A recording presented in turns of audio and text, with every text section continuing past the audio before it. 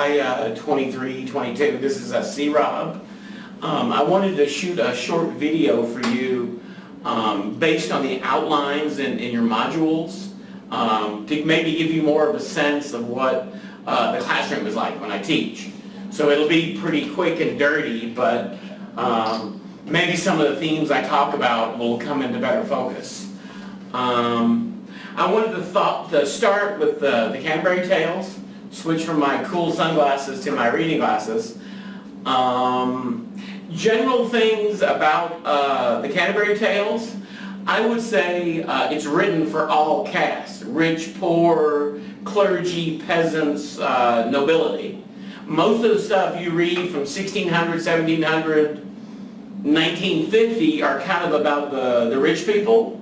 I think Chaucer does a really good job talking about all the castes. And that would be a good general paper topic.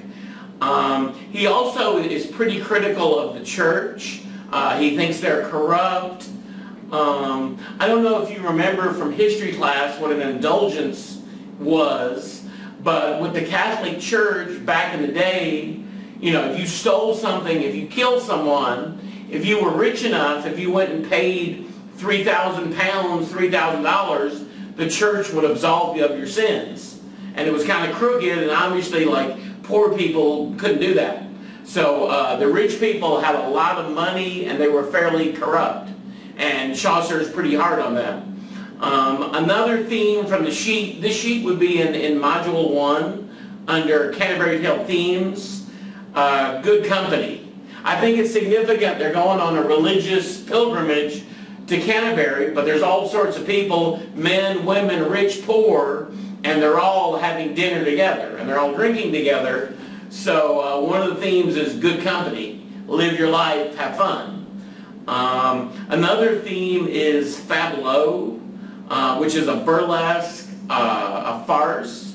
We're reading the Miller's Tale, and the Miller's Tale, the most famous scene in maybe all of the Canterbury Tales is a fart joke. The girl farts on her suitor. It's in the Canterbury Tales.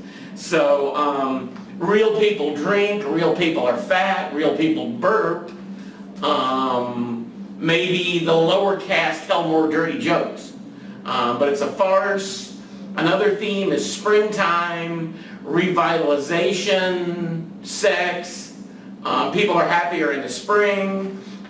Another theme is that the clothes someone wears equal the people, or what their physical appearance, what they look like, is a reflection of the character.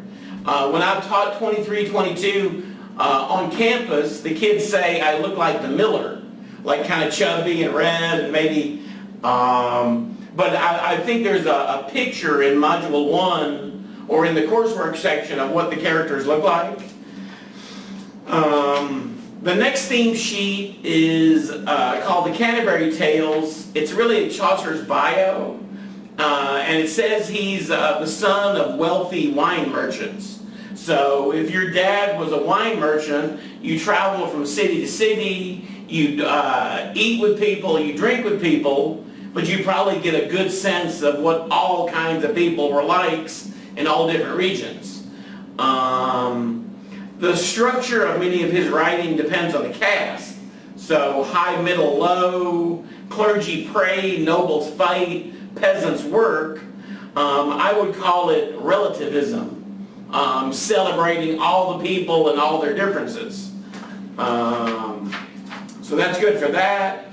The Miller's Tale is next. I think you can figure out the plot. The Miller and his prologue is fat and drunk and red, likes to have a good time. A good chunk of the tale, you could argue, makes fun of carpenters. And you could say makes fun of the lower caste. But maybe makes fun is relative. Maybe they're having fun. Maybe it's a slice of their life. And it's certainly bawdy and naughty. John is the old carpenter, and he marries Allison, who's too young for him. And there's a student named Nicholas that comes to court her. And that's when the famous farting scene is. Some of the themes, social castes. I wrote suffering of the peasants, what their lives are like. I wrote old man maybe shouldn't have a young wife. Maybe an old man can't keep up with a young wife. And then the farce. It's funny and dirty. Wife of Bass Tale. Critics have generally talked more about her prologue, the description of the wife of Bath, more than her actual tale. The wife of Bath is chubby. She has a gap between her teeth. She's been married 5 times. She's gone on 3 pilgrimages. He describes it as worldly wise. Her first marriage was when she was 12 years old. In class, I would tell the students maybe to picture like their crazy aunt that maybe drinks too much, that's maybe been married a couple times. In class, I would ask the students if she's been married 5 times, is divorce a stigma in Texas in 2019? Think of it another way, if you meet your dream mate and they've been married before, if they had a child, would that matter to you? Would they still be your dream mate, or you still have a romantic ideal? But the wife of Bath is a real woman with real flaws. She speaks her mind. She's interesting. She's strong. For the feminists, if you notice the other characters, the other men, don't want her to talk. You're just a woman, you're divorced, we don't want you to talk. But she talks, and her tale is strong. The Miller's Tale and The Wife of Bass Tale might be the 2 most famous. So she doesn't take any smack from the men. When you get to her tale, it's actually pretty violent, and there's some negative themes. There's one of King Arthur's knights, and he sees like a beautiful girl down by a river, and he rapes her. And then he has to be punished. King Arthur's wife tells him to go discover what women want. And you know, like Chubby C-Rod doesn't know what women want. But he goes, searches for what women want. He meets an old, ugly woman, and she says, if you marry me, I'll tell you what women want. And per the Canterbury Tales, women want to be in charge. They want the power. So maybe if you were writing a paper on that, you'd reflect on human nature in 1600 versus 2019. Do women really want to be in charge of the marriage? The queen is strong. There's a lot of feminist themes there. And again, critics over the years talk more about the wife of Bath's appearance than they do of the rape scene. So you get a sense of maybe what that meant in 1600, the divide between men and women. Switching gears, I'm going on to John Donne and Shakespeare. I will say one of my favorite classes to teach is poetry. And if you want to know why, if I give a bunch of students 50 pages to read, we're reading a novel, in 2019, maybe 20 out of 25 students don't read. I come into class, what do you think? It's crickets, no one talks. But if it's a poet, if there's a poem on page 52, you can turn to page 52 and read the poem. It wouldn't hurt if you went online, Wikipedia, and read John Donne's bio. To some degree, his life is broken into his rake period and his reverend period. If you've never heard the term rake, it's kind of a southern term for a playboy. So he traveled through Europe, he had a lot of girlfriends, he had a good time, then eventually he becomes a reverend, and he becomes much more serious in middle age, old age. His most famous poem is The Flea. Caused a lot of controversy when he wrote it, 1600.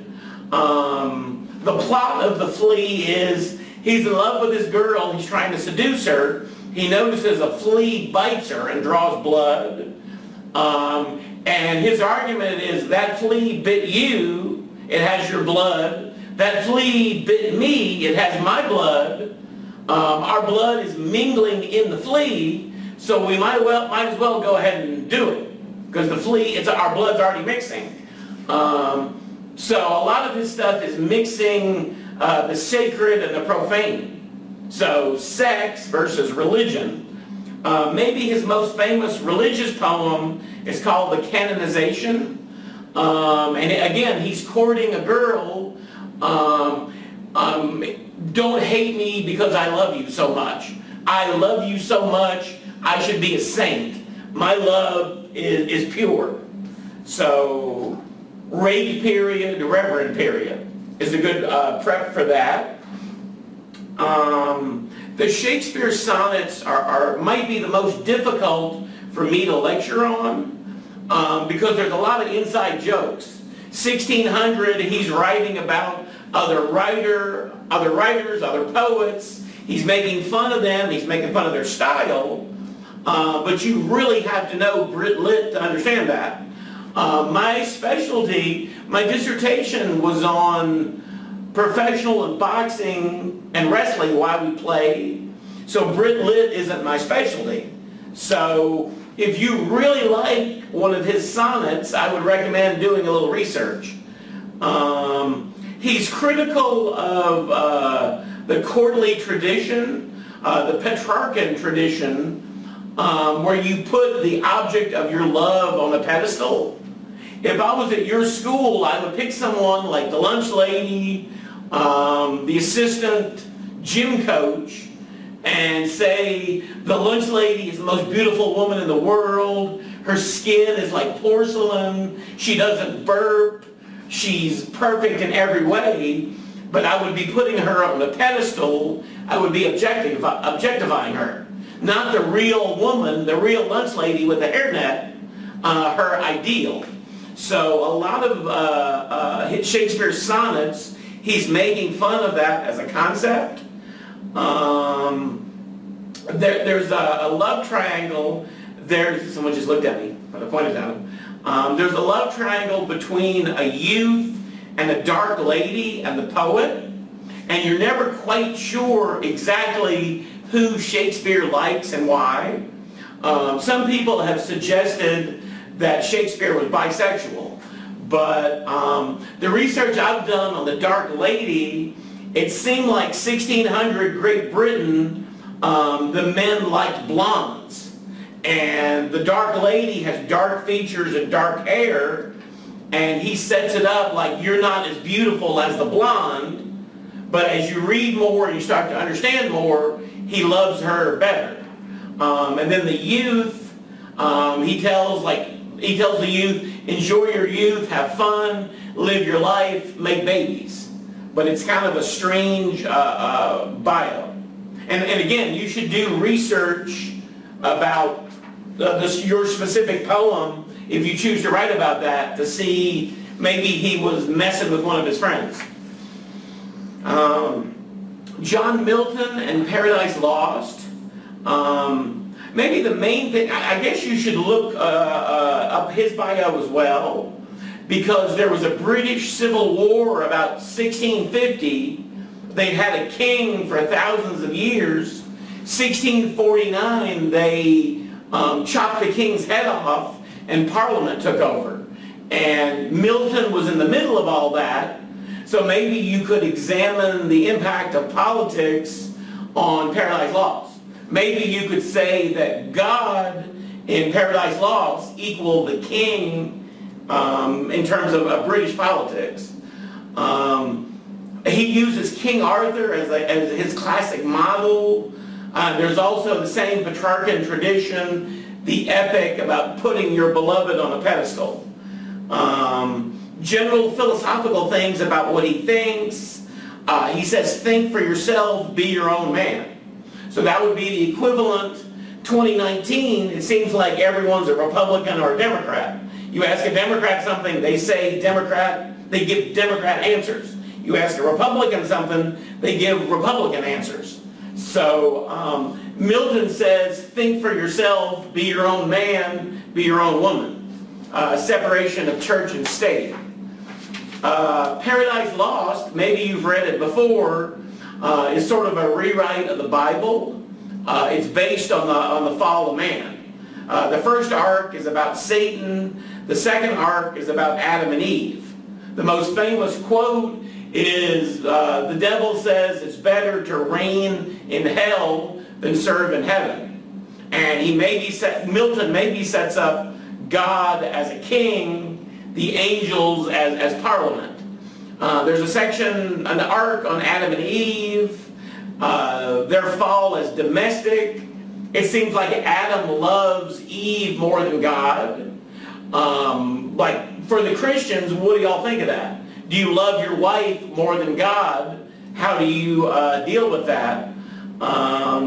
It deals with lust, happiness is sex without sin, and punishment. The thing most people remember about Paradise Lost is the second arc, which is about Satan. Some of my notes: he's a beautiful angel, he's a tragic hero, he has no morals, he needs followers. To some degree, Milton kind of makes Satan more interesting, sexier than God. So maybe some of you will write your papers on Satan as tragic hero, Satan as attractive. God is sort of the Old Testament God, and he's quite stern. Some of the motifs, and again, this would be in Module 2 under John Milton. Marriage, Adam and Eve should be equal, who is dominant, who is submissive. Idolatry, Milton pokes a little fun at the Catholic Church in the sense that the Pope is God's emissary. So do Catholics worship the Pope instead of worshiping God? And then there's stuff on the English Civil War and killing the king. So that's Paradise Lost. I know I'm going fast, but I just wanted you to see what my lectures are like, what the outlines are like. The last reading is Shakespeare in Module 3 is Shakespeare's Merry Wives of Windsor. It's a spoof of Elizabethan England. The Queen liked Henry IV Part 2, another one of Shakespeare's plays. So the Queen wanted Shakespeare to write a play for her. He did it in 14 days. Some critics say like it's his worst play, but I'll let you decide. One point he makes, or one thing for us, is we get a good sense of what 1600 middle-class England was like. The way they talk, their witty banter, their clothes, if you've ever seen a performance of it. But it's a good gauge of what life in England was like in 1600. I included something about comedy and drama. Usually a drama ends with war, a death, but the men are in charge. In a comedy, everything flips. Women can be in charge because it's a comedy. And there's a happy ending, there's a marriage, there's a reunion. Maybe there's a paper there. Some of the themes of the Merry Wives of Windsor, I wrote money, morality, marriage. 2019, Texas, would you marry for money? Are all of you out there going to marry for love? Or are some of you going to marry like a rich oil man, rich oil woman for the money? He pokes fun at foreigners a lot. So maybe there's a paper there, like how they talk, their mannerisms. He sets up lower caste love, poor people love, versus rich people love. And you get to see middle class values, how they change money, things like that, versus what the poor people have to do that are in Falstaff's crew. And then the last thing maybe you could reflect on are the women and the wives. The Merry Wives of Windsor are smarter, stronger, they control the money. They're much more skilled than the men. And you can maybe write an essay about girl power. Again, it's a comedy, so we're all laughing, so the women can be in charge in the comedy, but I think Shakespeare uses that to make deeper points about women being smart and strong. So anyway, that was pretty quick, about 20 minutes, but I wanted to give you a sense of what my class is like and what some of your outlines are like, because some of you you asked. So anyway, I hope this helps, and happy Thursday.